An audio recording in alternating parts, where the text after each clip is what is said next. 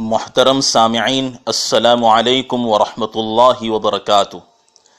آج ہمارا عنوان ہے یزید بن معاویہ اکابرین امت کی نظر میں۔ دیکھیے، یزید یہ حضرت معاویہ رضی اللہ تعالی عنہ کا بیٹا تھا۔ حضرت امیر معاویہ رضی اللہ تعالی عنہ نے اسے کرسی اقتدار پر بٹھایا تھا، چونکہ یزید حکومتی معاملات، سرکاری کام کاج کو اپنے والد صاحب کے ساتھ رہ کر اچھی طرح سے سمجھ چکا تھا، پورا تجربہ کار ہو چکا تھا۔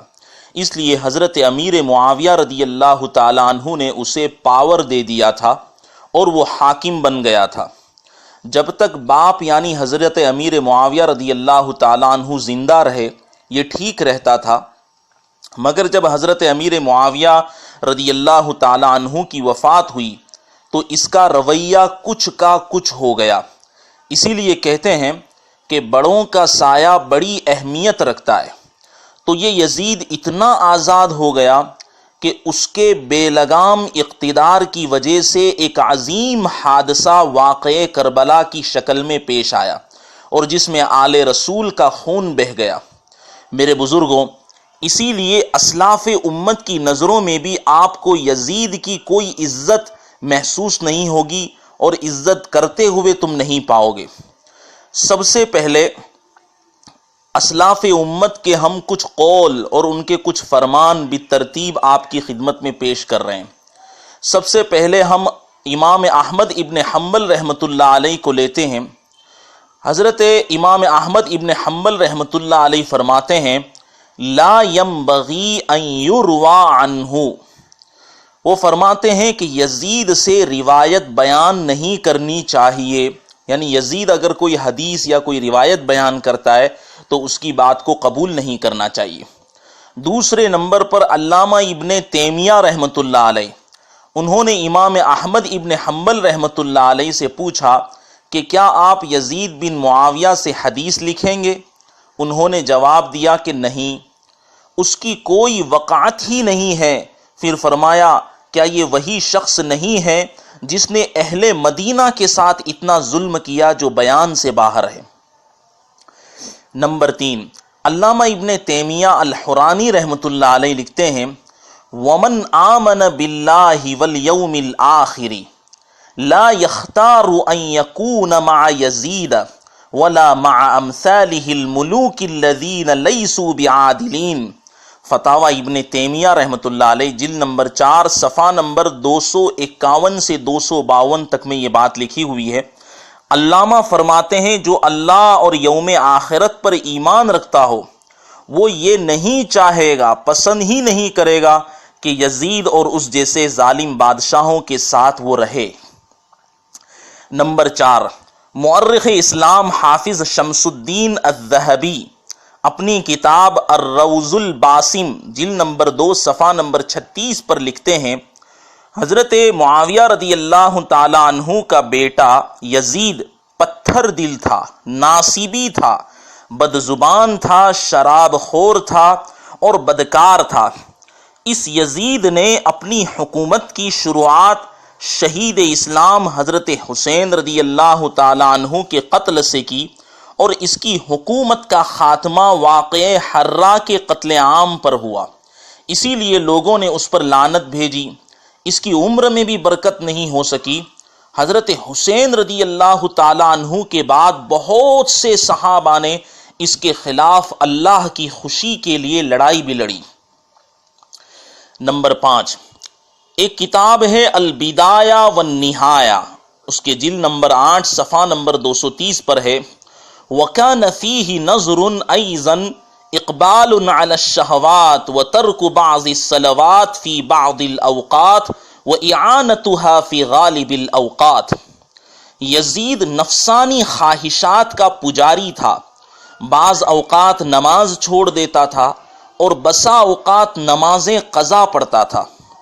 نمبر 6، علامہ کمال الدین دمیری رحمۃ اللہ علیہ حیات الحیوان جلد نمبر 2 صفحہ نمبر 84 پر لکھتے ہیں، ایک شافعی فقیہ سے پوچھا گیا کہ یزید بن معاویہ صحابی ہے یا نہیں، اور کیا اس کو لعن طعن کرنا صحیح ہے یا نہیں؟ تو انہوں نے جواب دیا کہ وہ صحابی نہیں ہے، کیونکہ وہ حضرت عثمان کے زمانے میں پیدا ہوا تھا، چیتے کا شکار کرتا تھا، جوا کھیلتا تھا اور ہمیشہ زندگی بھر شراب پیتا رہا۔ نمبر 7، حافظ ابن حجر رحمۃ اللہ علیہ نے اپنی کتاب تعجیل المنفعہ جلد نمبر 2 صفحہ نمبر 373 پر لکھتے ہیں وَلَمْ يَقَعْ لَهُ فِي الْمُسْنَدِ رِوَایَةٌ، مسند میں، حدیث کی کتابوں میں اس کی کوئی روایت ہی موجود نہیں ہے۔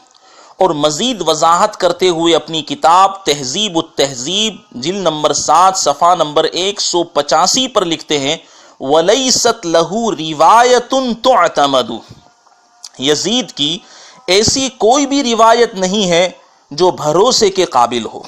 آگے لکھتے ہیں کہ یزید کی جو مخالفت کی جاتی ہے وہ اس کے ظالم اور فاسق ہونے کی وجہ سے کی جاتی ہے۔ نمبر 8، حضرت شاہ ولی اللہ محدث دہلوی رحمۃ اللہ علیہ فرماتے ہیں یزید ان 12 خلفاء کے درمیان سے بالکل ہٹا ہوا ہے، وہ خلیفہ ہے ہی نہیں، کیونکہ ایک زمانے تک اس کی سلطنت مضبوط نہیں ہوئی تھی۔ دوسری وجہ یہ بھی ہے کہ وہ بہت بری سیرت، برے کریکٹر کا مالک تھا۔ نمبر 9، مکتوبات شیخ الاسلام، اس کا جلد نمبر 1 ہے، صفحہ نمبر 272 ہے، حضرت مولانا قاسم نانوتوی رحمۃ اللہ علیہ کی طرف سے ایک سوال مقدر کا جواب لکھا ہوا ہے، گویا کہ حضرت امیر معاویہ نے یزید کو اپنی جگہ پر کیوں بٹھایا، یہ ایک سوال ہے۔ اس کا جواب دیتے ہوئے حضرت مولانا قاسم نانوتوی رحمۃ اللہ علیہ لکھتے ہیں جب اس کو امیر معاویہ نے اپنی جگہ ولی عہد مقرر کیا تھا، اپنی گدی پر بٹھایا تھا، تو اس وقت اس کا فسق، گنہگار ہونا کھل کر سامنے نہیں آیا تھا۔ اگر اس میں کچھ بگاڑ تھا، کچھ خرابی تھی تو وہ پردے کے پیچھے رہ گئی تھی، جس کی خبر حضرت امیر معاویہ رضی اللہ تعالیٰ عنہ کو نہیں ہو سکی۔ اسی لیے حضرت امیر معاویہ اس کو اچھا سمجھتے تھے، اس کو اپنا جانشین بنا دیا تھا۔ اور اس کے بعد عزیز دوستو، ہمارے بڑے بڑے اکابرین جیسے کہ حضرت مولانا رشید احمد گنگوہی رحمۃ اللہ علیہ، حضرت مولانا اشرف علی تھانوی رحمۃ اللہ علیہ، حضرت مولانا حسین احمد مدنی رحمۃ اللہ علیہ، ان سب کی متفقہ رائے یہ تھی کہ یزید کو کافر مت کہو، اگرچہ وہ فاسق، بد کردار اور بڑا گنہگار تھا۔ اور حضرت تھانوی رحمۃ اللہ علیہ نے لکھا ہے کہ جو فاسق ہو، گنہگار ہو، تو اس کی خلافت مختلف فی ہے، یعنی اس کی خلافت کے اندر اختلاف ہے، اس کو خلیفہ مانا ہی نہیں جا سکتا۔ تو یہ یزید کے سلسلے میں کچھ باتیں تھی۔ کل کا محرم کے تعلق سے آخری سبق ہے کہ محرم میں جو اہم واقعات ہوئے تھے وہ ہم آپ کے سامنے پیش کریں گے۔ عزیزان ملت، اس کلپ کو جتنا ہو سکے اپنے مسلمان بھائیوں تک پہنچائے تاکہ محرم کے تعلق سے جو موٹی موٹی باتیں ہیں وہ ان کے دلوں میں پیوست ہو جائیں اور انہیں کچھ اطلاع اور کچھ واقفیت ہو اور کچھ فضائل سن کر وہ روزہ بھی رکھ سکیں۔ اللہ رب العزت ہمارے کہنے سننے کو قبول فرمائیں، آمین۔ وآخر دعوانا ان الحمد للہ رب العالمین۔